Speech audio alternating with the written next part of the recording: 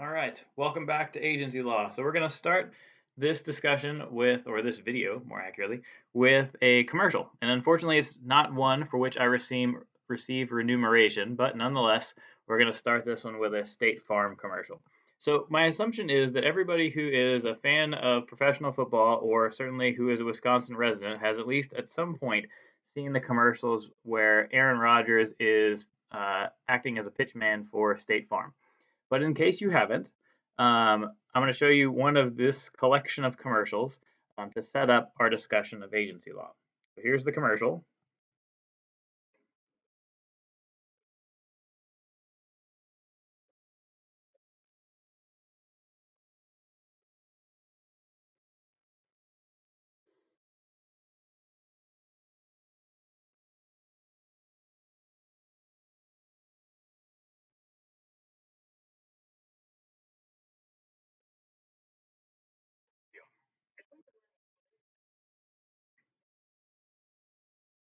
All right, so a budding arch rivalry there between the agents, between Gabe and Patrick there. So the question I have for you is, what is an agent? So oftentimes in the context of sports law, we think about people who are player agents. And so Gabe, the guy pictured there, is a player agent. So what he does is he represents Aaron Rodgers to NFL teams. So in the case of his entire career, so obviously Gabe isn't his real agent, but um, Aaron Rodgers' player agent represents him to the Green Bay Packers during the course of contract negotiations, and he tries to get Aaron the best possible deal that he can get. And in addition to that, Aaron Rodgers' agent, his player agent, probably also acts to get him endorsement deals. So his real agent probably acted to get him a deal with State Farm, and then the numerous other things that Aaron Rodgers endorses. So in a sports context, when we think of agents, we often think of, like I said, player agents. And so oftentimes in sport management programs in particular, that's a field that's really popular. A lot of people aspire to be player agents. And so um, one of the reasons, or one of the questions I always ask is why? Why do people aspire in a sport management program to be player agents? Why would you want to be like Gabe? Because characters like him, I mean, obviously he's a character ripe for parody there. So why would somebody want to do that? And the answer to that question is that if you are a successful player agent, you can make a whole lot of money. Um, so the way that it works is that player agents get a percentage of the contracts that they negotiate. So it depends upon the league that we're talking about. In the NFL, that percentage is capped at 3%. So if the contract was worth $100,000, actually that'd be below league minimum. If the contract was worth $500,000, then the agent is going to get 3% of that. In the NBA, it's a little bit higher. It's 4%. And so if we account for the average NBA salary from I think I used the 18-19 season, if an agent capped out at the top at 4% of the average NBA salary, they would earn $252,000 that year off of commission from that salary. Or one of the really famous agents in baseball is a guy named Scott Boras. So Scott Boras in, I believe, 2016 negotiated a contract for Steven Strasburg, who's one of the pitchers for the Washington Nationals, and that was a 7-year deal. And Boras's cut of that 7-year deal was $7 million. So he got $1 million annually in commissions off of that one contract. And Boras had as many as 7 players on the Nationals at any given time, plus players throughout MLB. So the answer to that question of why would anybody want to become an agent, a player agent, oftentimes is money. But agency, and the reason that we're talking about this in a sports law class is not necessarily because player agents are so important, but it's because the concept of agency is actually quite a bit larger than that. So the concept of agency is simply one person acting on behalf of another. So they are acting under the direction and control of another person and on their behalf. So that is an agent. And so in terms of it being a really broad idea or a broad concept, we can see that in the form of the State Farm agent, Patrick. So Patrick is not Aaron Rodgers' agent per se, in that he's not acting on Aaron Rodgers' behalf. Actually, what Patrick's role is to be an agent of State Farm, the company. And so he acts on behalf of that insurance company under their direction and control to sell their policies. So he's Aaron's agent in that Aaron buys those policies. If we assume if we accept the premise of the commercial, Aaron buys policies from Patrick, but Patrick is an agent, again, acting on behalf of State Farm. Similarly, if you are somebody who is selling tickets to football games at Whitewater, or you're selling T-shirts, or any number of other things, you can be said to be acting in the capacity of an agent or as an agent for that institution. So again, an agent then is a broader concept. You're just acting on behalf of and under the direction and control of. And why that matters is from a legal standpoint, it's a similar concept to what we talked about with respect to respondeat superior, which is where the employer or the supervisor can be responsible for negligent acts on the part of their employee. Very similar idea.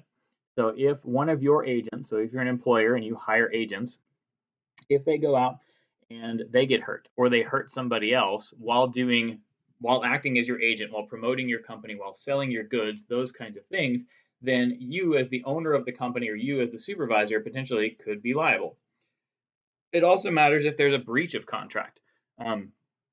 Because one of the things that agents do a lot of the times is they enter the company that they represent into contractual relationships. And like I said, it doesn't have to be a company. So Aaron Rodgers' player agent is going to enter him into a contract with the Green Bay Packers. And if you're an agent for a company, so if you're selling, let's say, sporting goods, you can enter your company into a contract to provide 25,000 baseball gloves over the course of 1 year.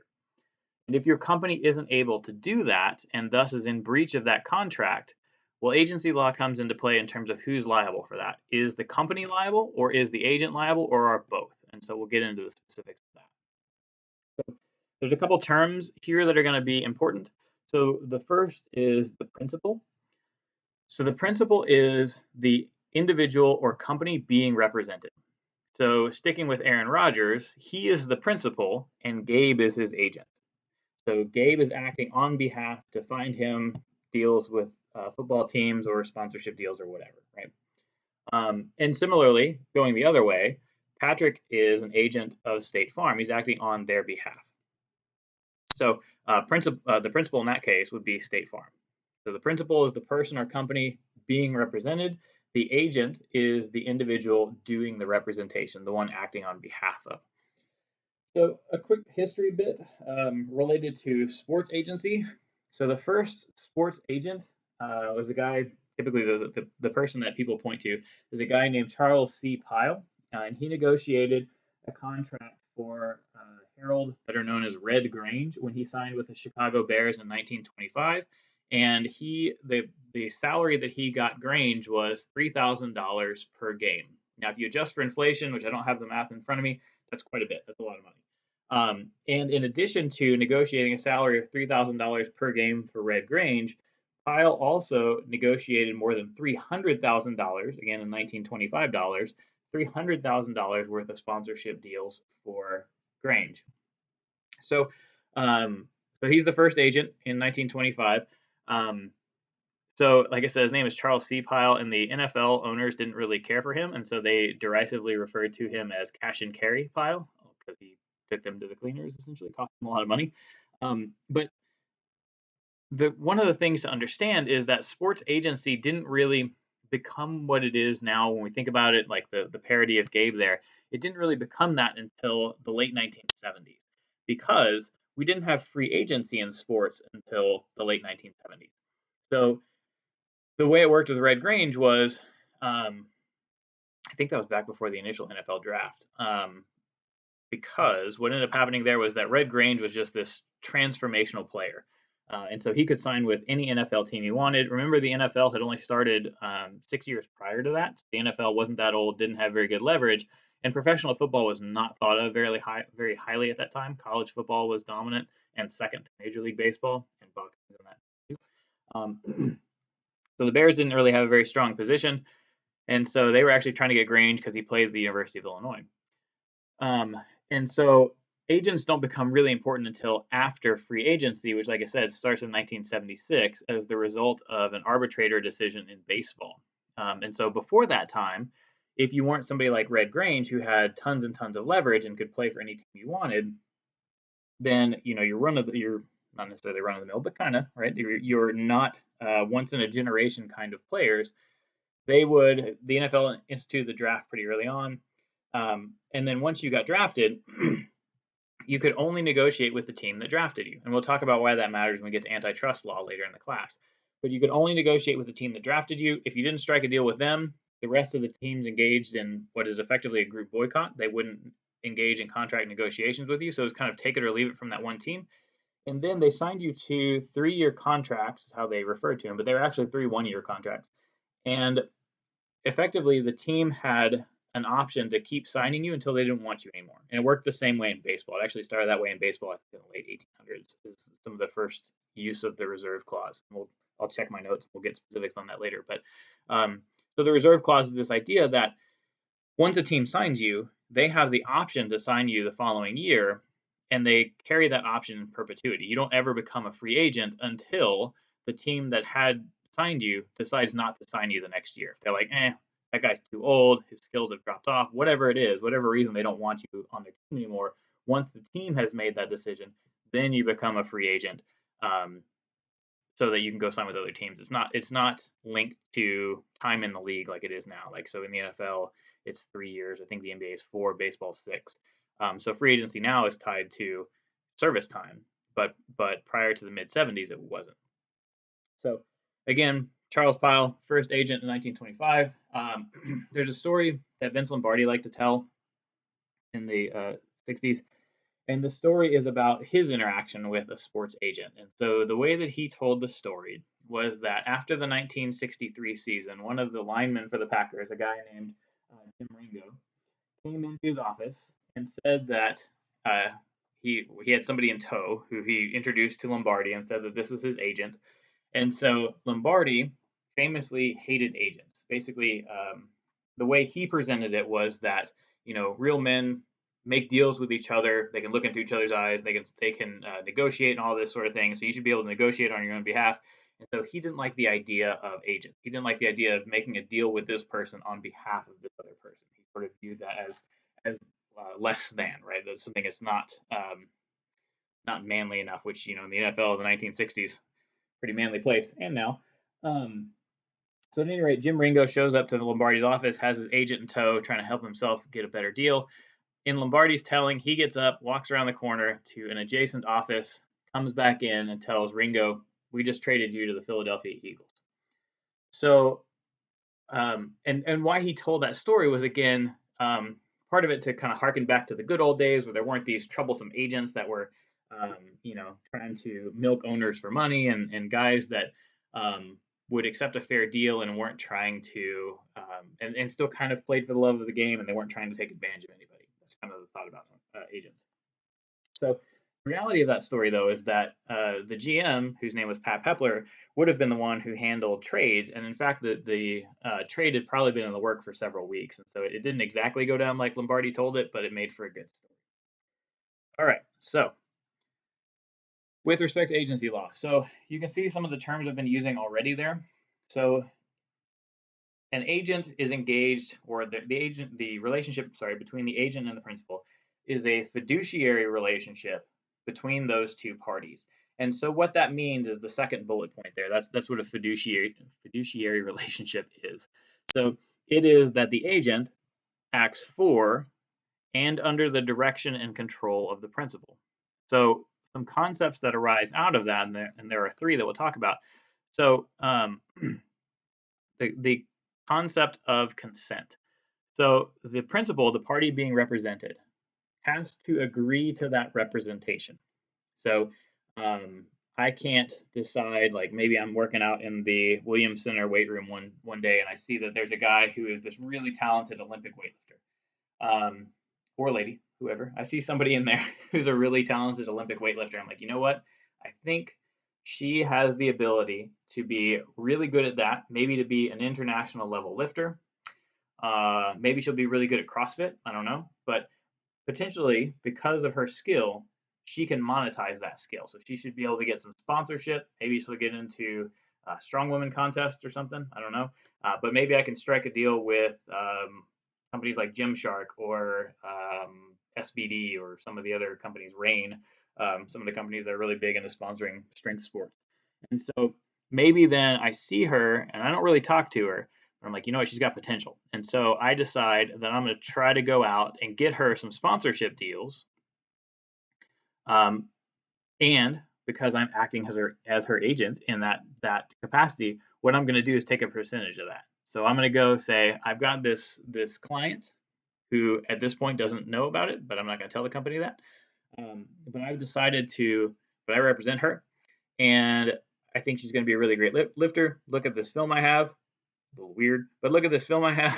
She's great. Wouldn't you like to sponsor? And the company says, okay, we'll give you $10,000.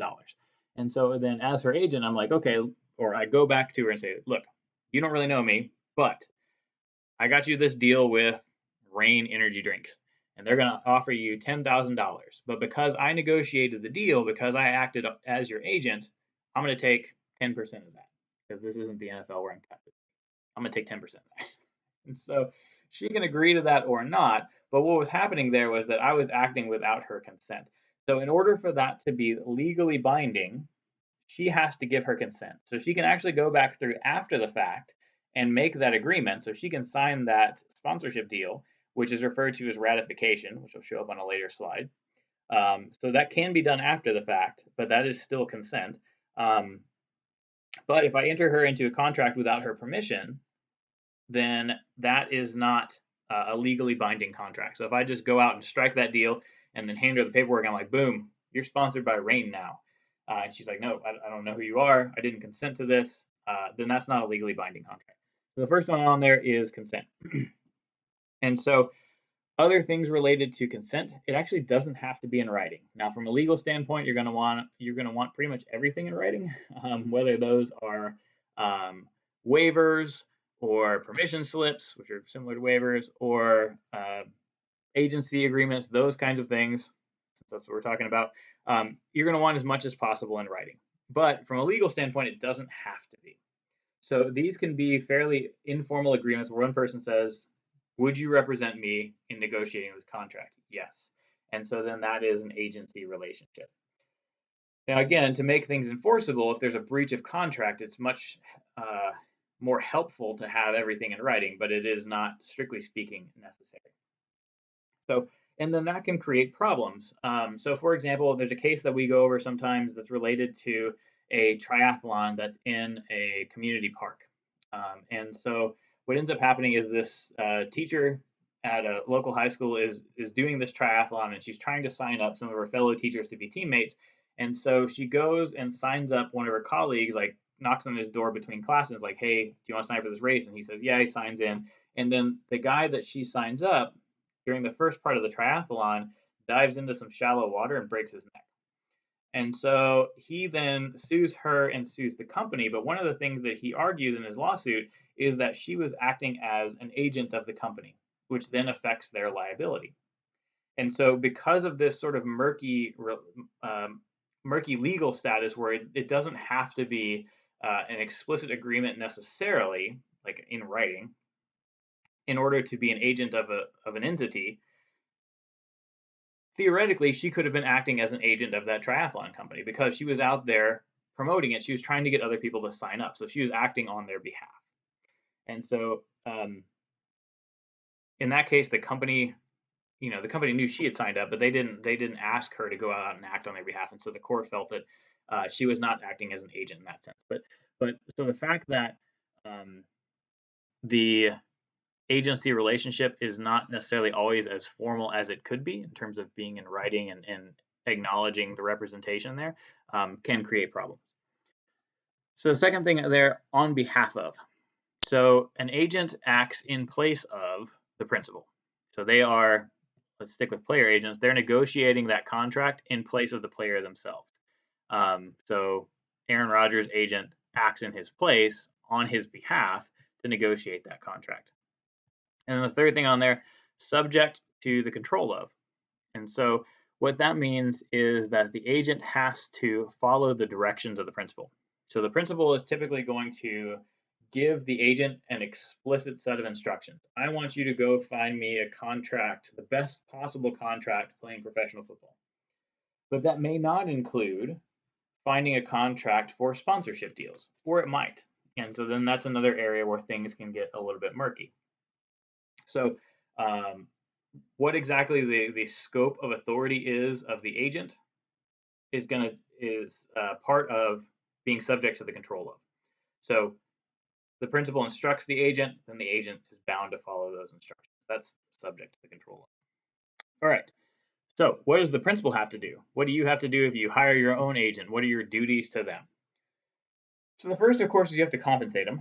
And so in terms of wanting things in writing, that would definitely be something you'd want in writing. What percentage do they get of this contract that they negotiate? So first, you have to compensate them. So you got to pay them. And second, you have to reimburse them. So you have to pay them back for any costs that they incur. So those could include things like if your agent travels around, you have to pay for their rental cars, their mileage, their meals, their rooms, those kinds of things. So you reimburse them for any costs associated with doing their job. And then indemnify means to insure. So you have to insure the agent in case they get hurt doing acting on your behalf, or in case they hurt anybody else acting on your behalf, because you can be liable for both. So you have to insure the agent, which is to indemnify. All right. So in terms of concepts in agency law, so I'm actually going to skip down to the third bullet to scope of authority. And the important thing to know about scope of authority is it is basically the limit on the agent's authority. So if a principal says, I want you to go out and negotiate an employment contract for me, that is the scope of authority for the agent. That is their limitation. That's what they've been instructed to do. So, for example, if you have somebody who is a college basketball coach, and say the coach likes to negotiate his own shoe deals, and so the coach says to his agent, look, I want you to go out and find me the best job possible at whatever school in the country. And so then the agent goes out and says, look, I talked to Kentucky, Kansas, North Carolina, Duke, etc., and I found you the great deal at, I don't know, Kentucky. And so the coach is like, okay, great, that's what I hired you to do. And then the agent's like, oh, and by the way, while I was out and about, while I was in Kentucky, I was talking to a representative from Adidas. And so they offered this amount of money. And so I went ahead and created a shoe sponsorship deal with Adidas for you as well. Well, that's not what the coach had agreed to. And so that is not legally binding. The contract entered into by the agent with respect to employment, because that's what he was hired to do, that one can be legally binding and should be. But that other contract for sponsorship that the coach didn't hire him to negotiate, that's not something that the coach, if the coach is like, I'm not going to sponsor Adidas, the coach wouldn't be liable for breach of contract there because the agent wasn't authorized to strike that kind of a deal. And so he had exceeded his scope of authority in this legal terminology. The one above that, actual authority, so the second bullet point down, what actual authority deals with is the agent's belief.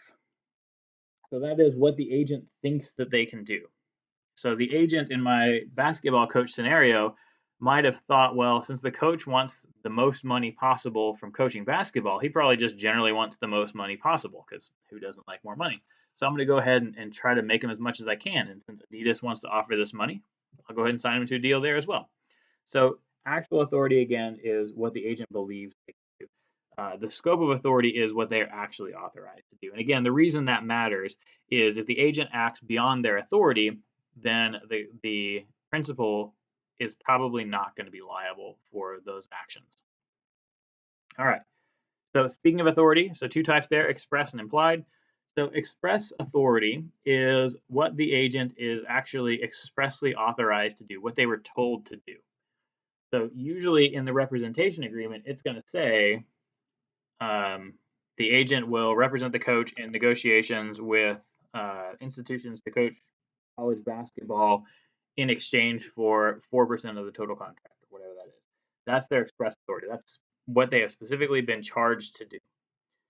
The implied authority is all of the incidental acts they need to engage in order to carry out the express authority.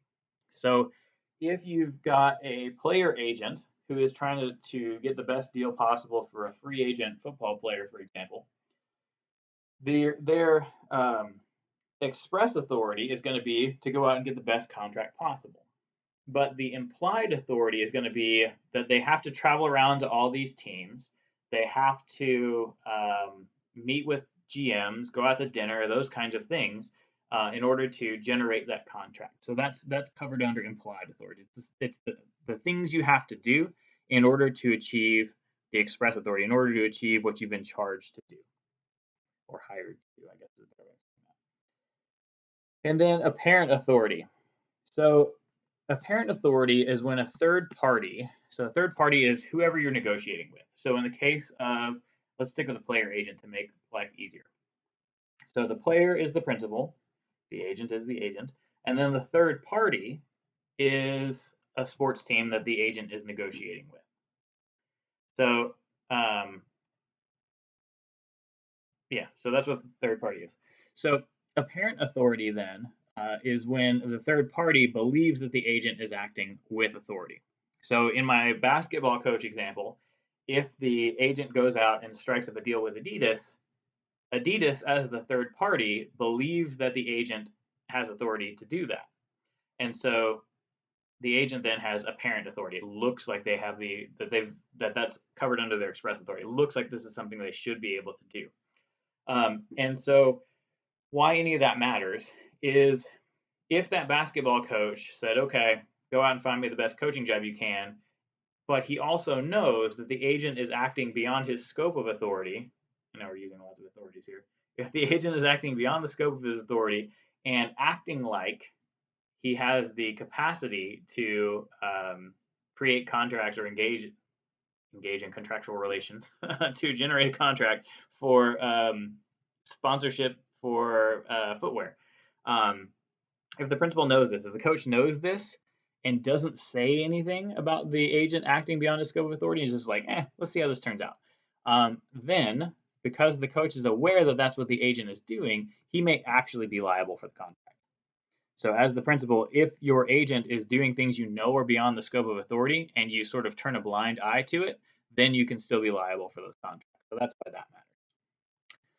All right, we talked a little bit about ratification earlier, and it's kind of related to what we were just talking about.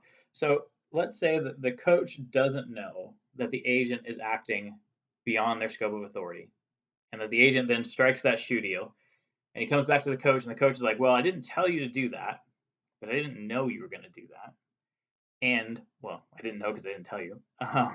But further, you made a pretty good deal. I like that. That's a good deal with Adidas. That's a lot of money. That's more than I expected. I'm going to agree to that deal. And that's ratification. That is essentially after the fact. So the coach has agreed to become bound to that contract, even though that wasn't what he had set out or he had sent the agent out to do. So the reason that A-Rod is on there is that Scott Boras, again, the guy that was able to make $1 million per year for 7 years off of one contract negotiation, he, during the 2007 World Series, announced that A-Rod, there on the right, would opt out of his contract with the Yankees. And A-Rod didn't want to do that, and so he negotiated directly with the Yankees himself. So essentially, Boras exceeded his scope of authority in saying what A-Rod would do, and so Rodriguez decided not to ratify that agreement and instead to negotiate alone. All right, there you go. All right, so with duty here, what we're talking about on this first slide is the duties owed by the agent to the principal. So if you are hired as an agent, what do you have to do for the person that hired you? Well, or party or company. So the first thing on there is duty of loyalty. So as you can see that the agent must act solely and completely for the benefit of the principal. So you can't act in your own best interest as the agent you were hired to act in the best interest of the principal, and so that is what you have to do. So one of the things that, or one of the reasons that sometimes sports agents get a bad reputation is that oftentimes they violate this duty of loyalty. So one of the more famous cases of that is Hilliard versus Black from 2000. So the agent in that case, his name is William Black, but he went by Hank was his nickname. Haven't seen a picture, so he's a larger fellow. But so there's Ike Hilliard I believe he was a running back, but at the very least he was an NFL player. And then there's another party to this lawsuit, another NFL player named Fred Taylor. So Hank Black was the agent for both Ike Hilliard and Fred Taylor in the late 1990s. So as their agent, so kind of like Gabe at the beginning of the slideshow, so as their agent, Black negotiated contracts, acted as a normal player agent. But one of the things about player agents is oftentimes their scope of authority is fairly large. So not only do they negotiate um, sports contracts or employment contracts, but they also negotiate sponsorship deals. And in addition to that, modern player agents also oftentimes do things like financial advising. They may do like estate planning. They may also, because most of them are lawyers, they may do handle some legal duties for the players as well. And so one of the things that Hank Black was doing was giving financial advice to both Ike Hilliard and Fred Taylor. So as their player agent, he took 3% of their contracts, so he's making some pretty good money there. But then what he did to violate his duty of loyalty is that Tank Black went to both of those guys, went to Hilliard and Taylor, and said, "Look, because I am also your financial advisor, I have this great investment opportunity for you. There's this new company that makes a board game on the history and achievements of great African Americans. And so this is an opportunity for you to get in on the first floor. I think this company is really going to take off, really going to make a bunch of money. I really think you should invest in this company. But the stocks are fairly expensive, but that's okay. I can get some for you. So you definitely will want to invest in this company." And so both of the players combined gave Tank Black $1.5 million. And so he said, well, to invest in the company, you need to make checks out, because this is before Venmo and PayPal. You need to make checks out to this other company called PE Gaming or something like that, or to this company called PE Gaming. And so what ended up happening there was that the reality was that Tank Black was the president of that company. So he was in charge of this company that made this board game. He didn't tell the players that. And not only that, the stock that he was selling them, for which he charged them $1.5 million, he'd gotten that for free. So he then essentially scammed them out of $1.5 million on top of whatever 3% or whatever 3% of whatever contracts he had negotiated for them. So he was giving them bad financial advice and then effectively taking their money. They were investing in his company. They were basically paying him directly without knowing it. So in this case, they were paying him directly for a company that I think didn't pan out. I think they went bankrupt shortly thereafter. And there have been other cases, obviously, of that. There was one with Kendrys Morales, who at the time was the first baseman for the LA Angels. His agent basically just straight stole $300,000 from him, because your agent is going to know a lot about you. They're going to have your financial records. They're going to have access to your accounts oftentimes. They're going to know a lot of private information about you, a lot of family information, those kinds of things that could be worth money to them if they were to leak them. And so the agents then have a duty of loyalty, again, to act on for the benefit of the principal there. So they have to act in the best interest of the principal. So when that gets violated, then that's part of the reason that agents get a really bad rap. There's a case, I looked at it last year, but I haven't read the story in a little while. But Sports Illustrated did this really long expose on a lady who she represented, at the very least, Ricky Williams from the University of Texas and a bunch of other players, but basically just stole from them. So, and you can, if you Google, if you're interested, there's, like I said, it's a really long, really well written story in Sports Illustrated about it. But again, that's oftentimes where agents, one of the reasons agents get a bad rap is because there have been so many incidents of basically agents violating this duty of loyalty and taking advantage of the players that they represent. The other duty of the agent to the principal is the duty of obedience. So what that means is that the agent has to follow all reasonable instructions.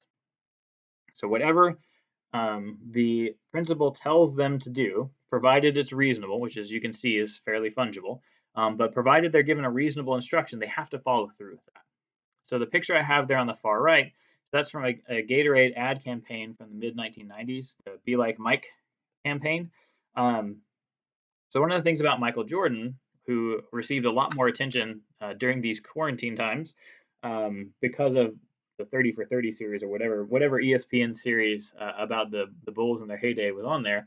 You can tell I haven't seen it. I should, but I haven't. So at any rate, Jordan in the mid 90s though was just this force on and off the court. So not only was he the best basketball player in the NBA, but in addition to that, he was just this marketing force where he had signed with cologne companies and Hanes and I have a list. Let's see what else: Nike, Gatorade, Hanes, Upper Deck, EXL, and many more. And so one of his biggest sponsorship deals was with Gatorade, who I don't know if they were owned by Pepsi at the time, but nonetheless, one of his biggest sponsorship deals was with Gatorade. And so that ad campaign was the Be Like Mike ad campaign, which the commercials are still on YouTube if you want to find them. And so what happened in that ad campaign was that it's Michael Jordan playing basketball with kids on this like park court, and then he's also in a gym and whatever else. And the whole premise of that ad campaign is that we all want to be like Mike. We all want to be not only an excellent basketball player, but he comes across in the commercials as a really good guy, right? So he has this very wholesome image through that ad campaign. And so part of his marketing, part of the reason he's able to make so much money through endorsements is through this cultivated image of being just this really good guy that we should all strive to emulate. And not to say that he's not, but that was a key cog in that ad campaign. So let's say, for example, that at the height of that ad campaign, which is strongly reliant on his image as being somebody that we want to emulate, that Philip Morris, producer of cigarettes, comes to Michael Jordan and says, well, since you're from North Carolina, which is our home state, they've rebranded, but at the time they're Philip Morris. Since you're from North Carolina, which is our home state, we think it makes a lot of sense for you to sponsor us as a tobacco company. And we're going to offer you $75 million to do that. And let's say Jordan is like, well, that's a lot of money. And so, yes, I will do that. And then he would tell his agent to negotiate that contract, maybe get more than 75 million. So one of the things that the agent might say is like, no, look, that's a terrible idea. You shouldn't represent a cigarette company because that's really going to harm your image. And so that's going to hurt your other sponsorships. So I think that's a bad idea. But if Jordan was like, no, I'm from North Carolina and tobacco are closely tied, I want you to make this deal, the agent would have to do the best that they could. So they would have to, because that's a reasonable instruction, not a great idea, but a reasonable instruction. And so the agent, due to the duty of obedience, would be compelled to try to arrive at the best deal possible. What if there's a conflict of interest? So what if the interests of the agent are averse to the interests of the principal? Well, then the agent has to inform the principal of that conflict. So where does this come up? So I mentioned before that Scott Boras at one time had 7 players on, or represented, not didn't have, represented, that's a better way of saying that, 7 players on the Washington Nationals. Well, even though baseball doesn't have a salary cap, there's a certain amount of money that the ownership group of the Nationals is willing to spend. And so if Scott Boras negotiates this huge deal for one player, well, then that takes away a big piece of the pie that's left for the other players. And so clearly there's a conflict of interest there where by maximizing one player's salary, that's probably going to hurt the other player's salaries. And so what that means then from an agency standpoint is that the agent has to inform those players of that potential conflict. And if they're okay with it, then that can continue. And Boras has some similar things because he represents so many players in Major League Baseball. He represents multiple players at the same position, but possibly for different teams or on different teams. Definitely on different teams. And so where that matters is, let's say you've got an opening where the Yankees are looking for a left fielder. And so at one time, Boras represented Jason Worth from the Washington Nationals, but also Ryan Braun from the Brewers. And so let's say they're both free agents at the same time. Both of them want to be the Yankees left fielder, and he represents both. So what does he do? So again, he has to inform both of the situation. If they agree to continue to be represented by him, then they're aware of that conflict of interest, and he just does the best that he can. All right. So shifting gears a little bit, we're actually going the opposite direction. So we just talked about what the agent owed the principal. Well, what does the principal owe to the agent? Because this is a reciprocal relationship. It goes both ways. So in terms of what the principal owes the agent, we already talked about, reimbursement, compensation, indemnification. But what happens if things go wrong? So contract liability, what happens if there's a breach of contract? If one party or if the principal is not able to carry through with the contract, if something comes up, who's liable there? Is the principal liable? Is the agent liable? Both? Nobody? And so how that plays out is determined in large part based on the relationship with the principal and the third party. So a disclosed principal means that the third party, whoever the deal is being struck with, so not the agent, but if you got somebody, say, buying sporting goods, the principal is the buyer. I mean, sorry, I messed that up. The principal is in this scenario is the manufacturer of the sporting goods. The third party is the buyer of those goods. So if the buyer of those goods knows the identity of the principal, so if they're buying gloves from Under Armour and they know they're buying them from Under Armour, let's say a Dick's Sporting Goods, that'll be, so Dick's Sporting Goods, that'll be our third party. The principal will be Under Armour. They're selling gloves to Dick's Sporting Goods, and then Under Armour is going to have a sales agent. So in that case, because Dick's knows they're buying from Under Armour, that's a disclosed principal. So they know who they're buying from. So if Under Armour fails to carry through with that contract, then Under Armour is going to be liable for the contract, because in that scenario, they're the principal. The sales agent in that case would not be liable for that breach of contract because it was Under Armour's fault, and primarily because Dick's knew who they were dealing with. A partially disclosed principal is where the third party, say Dick's Sporting Goods, knows they're working with an agent, but they don't know who the agent represents. So the example I just used would be pretty atypical for a partially disclosed principal, because you're not going to buy sporting goods from a sales agent and you don't know which company they come from. So oftentimes where a partially disclosed principal comes up is with things like land deals, and undisclosed principals might also come up there. But let's stick with that for a partially disclosed. So Disney used this whenever they were buying up the land for Disney World. They used, I think, actually a combination of this and undisclosed.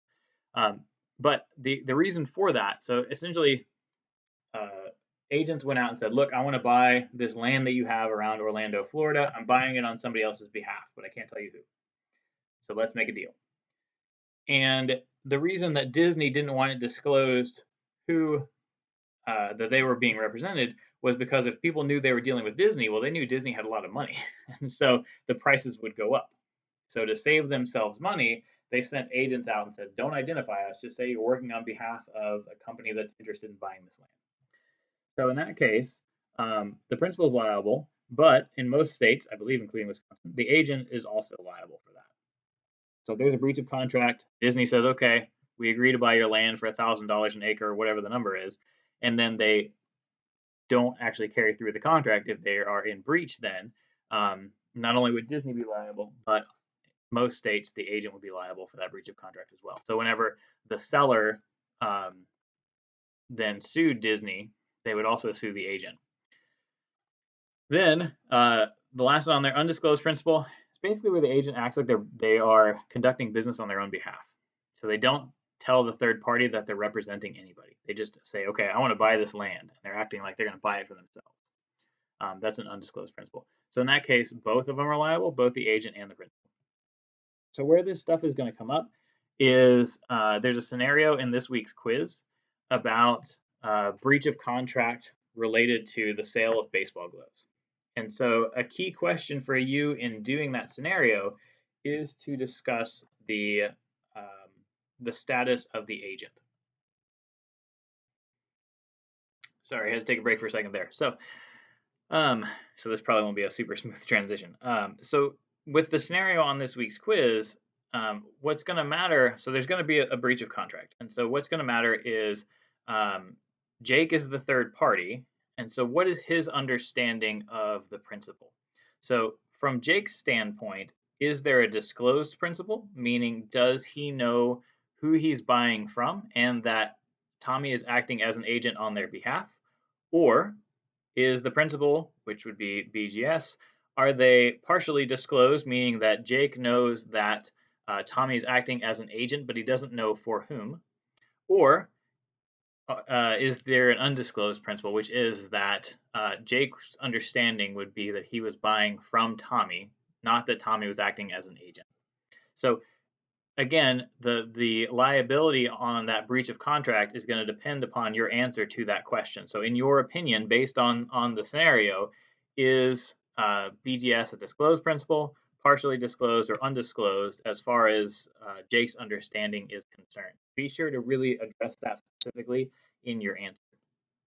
And then on tort liability. So, with respect to tort liability, so remember that's we talked about intentional, unintentional. Um, Yeah, intentional and unintentional torts. Um, so remember that with those, um, that's where somebody's injured. And so what you're trying to do with tort liability is somebody's been harmed.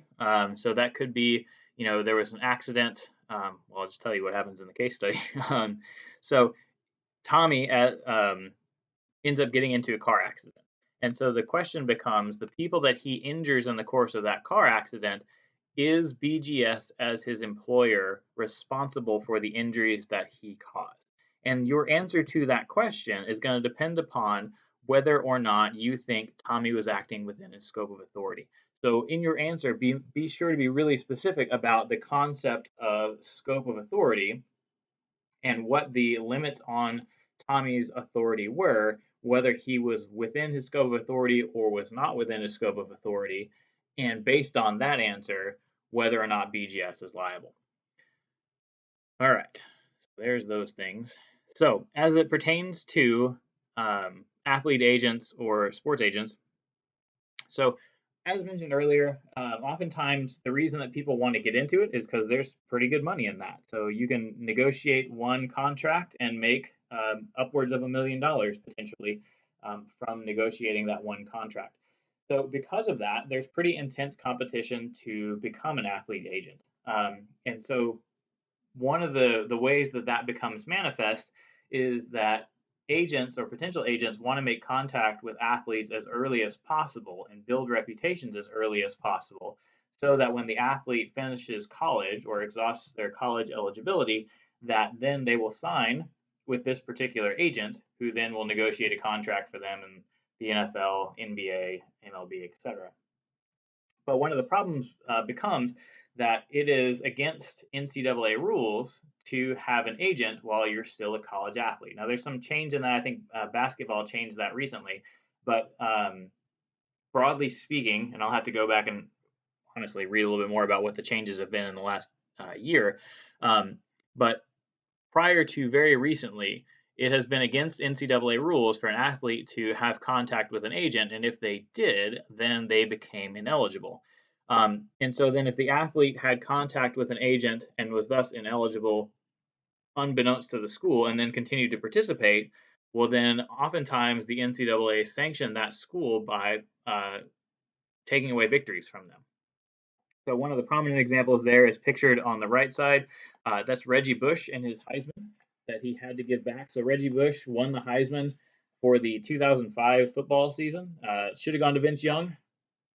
He was the best player in college football that year, and yet Reggie Bush got the Heisman. But that aside, my Longhorn homerism aside, what happened there is that Reggie Bush in 2005 accepted $100,000 in benefits from marketing agents while he was still a student. So those were provided actually by two separate groups. So both of those groups were essentially giving him gifts, giving his family gifts, so that he would choose their company or their agency to represent him when he was done with college. Because it was pretty obvious. So since he got the Heisman, ostensibly he was the best player in college football that year. So very probably he was going to be a very high draft pick and probably make a lot of money. And so if you can get in early and get him to sign with you, get him to agree to be one of your clients really early, then you stand to make a lot of money. But again, that's a violation of NCAA rules for those athletes to be um, taking that money while they're in college and then renders them ineligible. So as a result of the investigation that found out that Reggie Bush was accepting money while he was in college, USC had to vacate victories in which Bush participated, uh, and they got a bowl ban for the 2010-2011 seasons. They also lost scholarships, and then Bush gave back his Heisman. So actually, in that case, that's a semi-rare instance where there was some sort of a penalty for the player. So Bush had to give back the trophy, and there's a lot of bad PR associated with that, and all of those sort of things. But by and large, a lot of the penalties are actually borne by the school. So the agents didn't receive any sort of a sanction because they're the ones that actually their actions rendered Bush ineligible. And then USC had to give up victories, had to endure a 2-season bowl ban, had to give up scholarships, all those other things. So really, what happened there is that the institution USC suffers for these agents behaving in a way that is against NCAA rules. Now, of course, as far as incentives go, the agents are incentivized to do that because there's no penalty for them for doing that. There's only upside. If they get Reggie Bush to sign with them, then they can make a lot of money. And if they get caught in this whole process, well, then all they lose is the money that they gave Bush up front, but there's no real sanction for them. So there's nothing really causing agents not to engage in this kind of behavior. At Fresno State in the early 2000s, similar kind of thing, just lower scale, not at the college football national championship level. But at Fresno State, their men's basketball team ended up putting itself on 2 years of probation, had to give up 3 scholarships after they found out athletes were taking illegal benefits. Then the following year, athletes continued to get improper benefits from agents, and then the university had to be on 4 years of probation, barred from the postseason, so the NCAA tournament for 1 year, had to vacate wins, lost 3 scholarships for 2 years, and then return 90% of the money that they'd gotten for their participation in the NCAA tournament. So those are pretty heavy sanctions for a school like Fresno State that their athletic department, if they operate in the positive, it's not by much. And so having to give back that money is painful for an athletic department like that. At North Carolina with John Blake, so John Blake was a coach, and so he at North Carolina, and what happened there was that an agent paid Blake as the coach to direct players to his services. So if as if your coach was like, and your coach, if you've chosen to attend a school, and you probably have a pretty close relationship with your position coach, and if that coach that you trust says, hey, you have got pro potential, you really should sign with Smith and Company representation services, you're probably likely to heed that advice, or at the very least, you're going to think about it very strongly because you trust that coach. And so what Blake would do then was to direct players to a particular agency, and then he'd get a certain kickback from the agency for doing that. So it's a more roundabout way of the agents trying to get business. So rather than working with the players or giving the players or their families gifts directly, instead they gave the gifts to the coach. So, and again, in terms of under the headline of need for regulation, it's this idea that the penalties are largely borne by the school. They're not borne, there's no disincentive for the agent not to do these things. And so one of the things on there is one of my favorite quotes in all of sports. And it deals with NCAA sanctions. It's the idea of who the NCAA chooses to sanction and who they don't. And so this is from a coach, Jerry Tarkanian, who is at UNLV. He said, quote, the NCAA is so mad at Kentucky, they gave Cleveland State two more years of probation, end quote. And so obviously the idea there is that if you're Kentucky or at some other big name school, Notre Dame or Kansas in basketball, Louisville recently, that you can kind of do whatever you want. The NCAA is not going to come down on you. But if you're one of the smaller schools, so like my master's level alma mater, SFA, Stephen F. Austin, recently got some pretty heavy sanctions. So they got some big time sanctions, but then other schools that are big time basketball schools didn't necessarily get anything for things that certainly on their face seem more egregious than what SFA was doing as far as not graduating their athletes, not making enough academic progress, versus there were other schools that were taking money from shoe companies.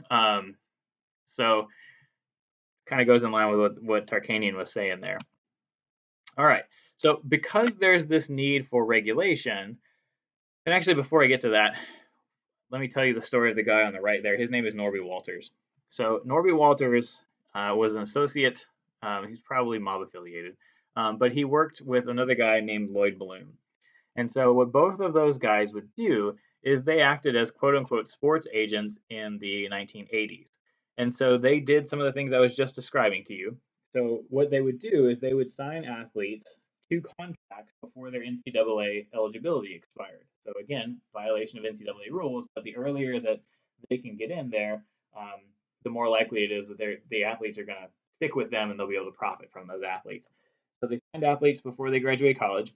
And in addition to signing them to contracts or to induce them to sign those representation agreements, what they would do is also give the players clothing, airline tickets, cars, cash, interest-free loans, stays in hotels. They'd introduce the athletes to celebrities, limo rides, and more. And the and more includes that they typically offered anywhere between $2,500 and $5,000 up front, and then $250 per month in monthly payments until the athlete graduated.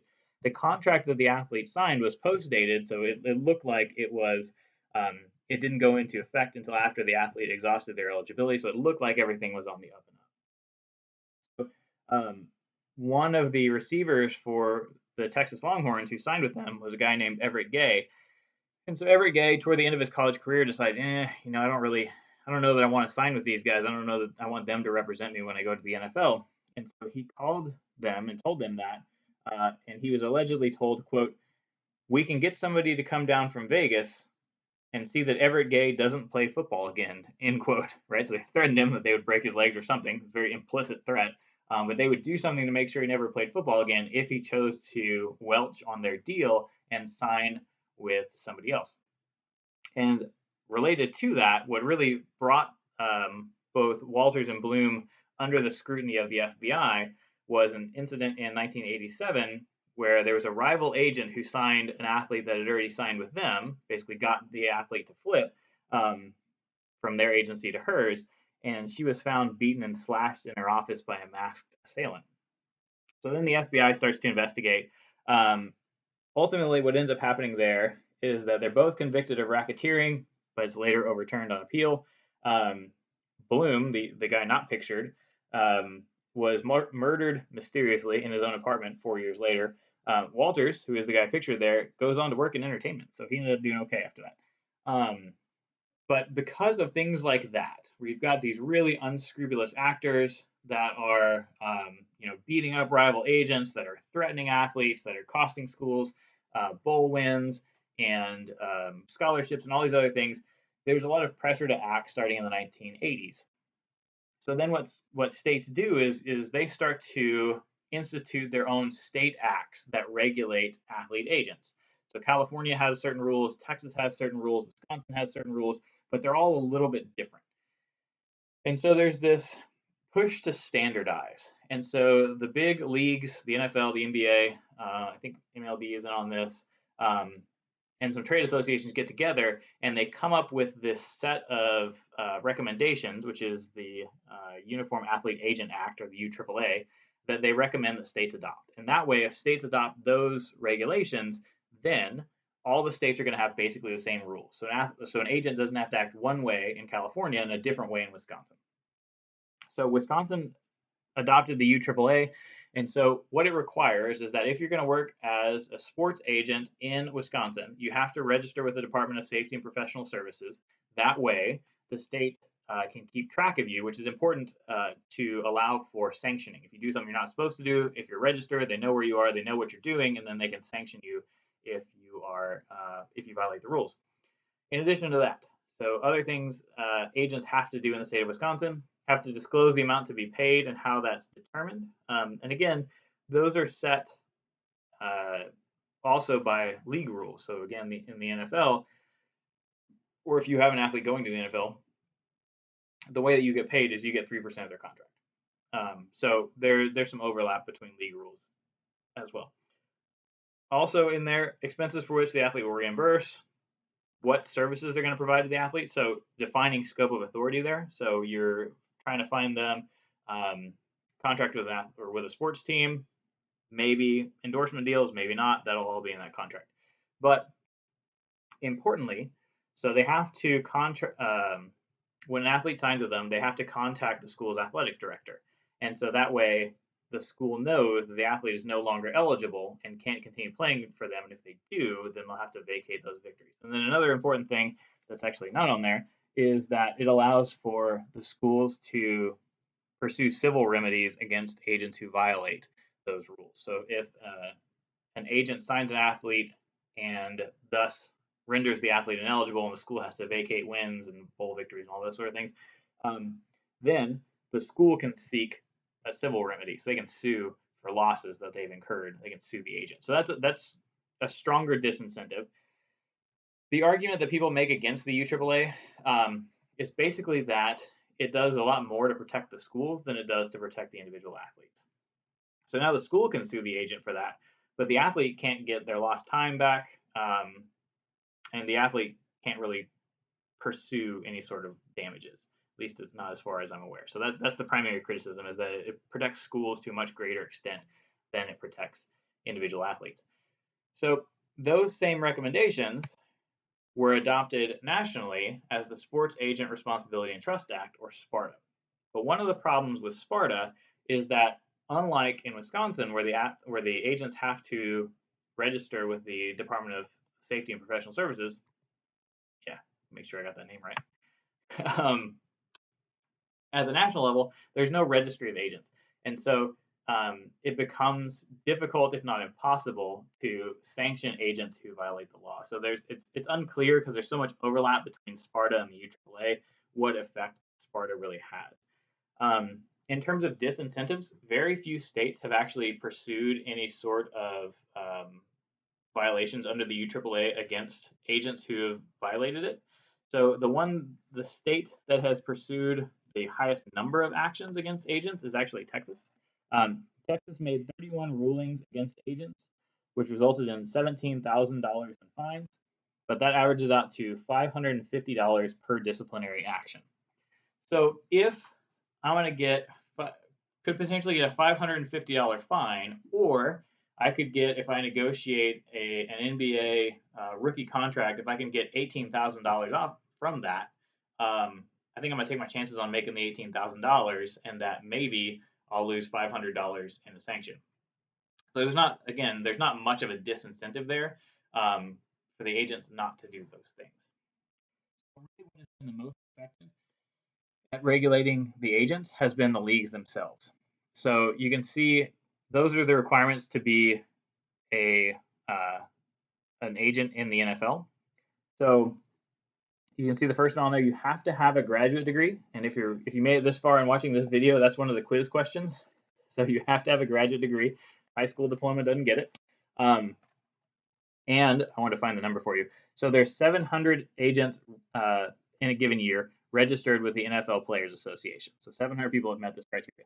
So first one there, graduate degree, got to fill out an application, $2,500 fee, credit check to make sure you don't owe people money, and then the character and fitness review, pass the NFL Players Association exam, which is about the collective bargaining agreement, because it's really important that you understand labor law and antitrust law, and then also the specifics of the NFL collective bargaining agreement.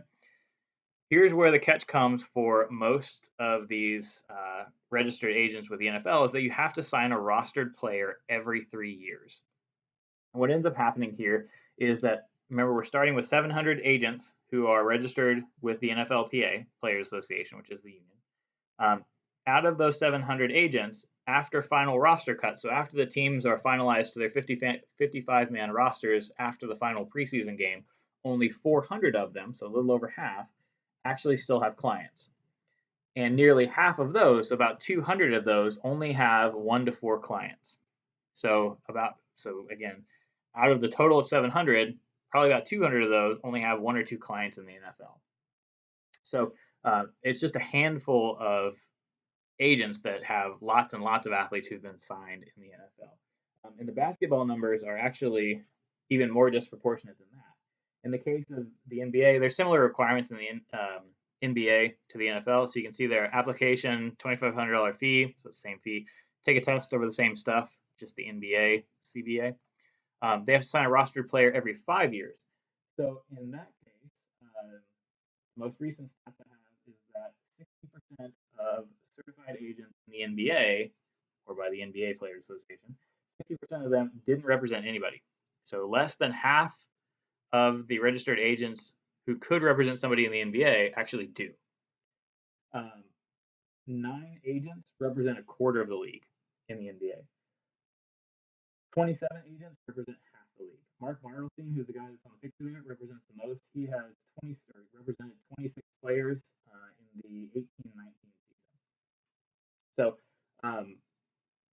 again, in both of those leagues, and probably the same thing in the in MLB and also the NHL, you've really got just a handful of agents who represent lots and lots of clients. So there's some more potential conflict of interest there for reasons that we discussed earlier. But one of the reasons that you're seeing that consolidation, which then goes here, so really there's just a handful of companies that represent the vast majority of professional athletes. And so those are some of the big ones there. So put some numbers on those. Creative Artist Agency, gotta pronounce it right. The second one from the right there, currently has $6.4 billion in player contracts, from which its agents made $260 million in commission. Of that, most of it comes from NFL contracts.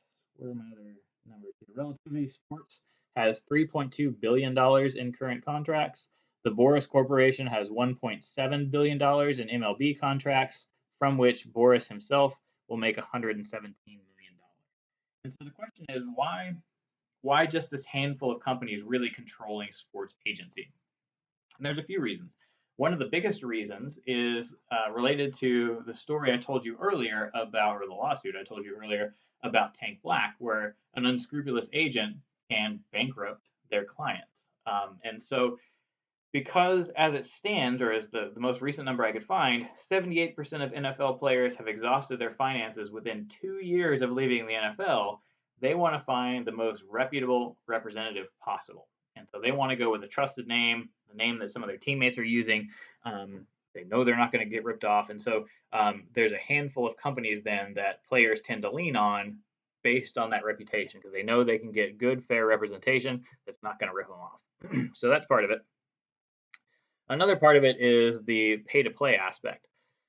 So if you're a big time NFL prospect, you're going to expect that your agent, so now you've exhausted your eligibility, you're going to expect that your agent is going to pay for your pre-draft or your pre-combine training. They're going to put you up, probably give you a rental car and a number of other things.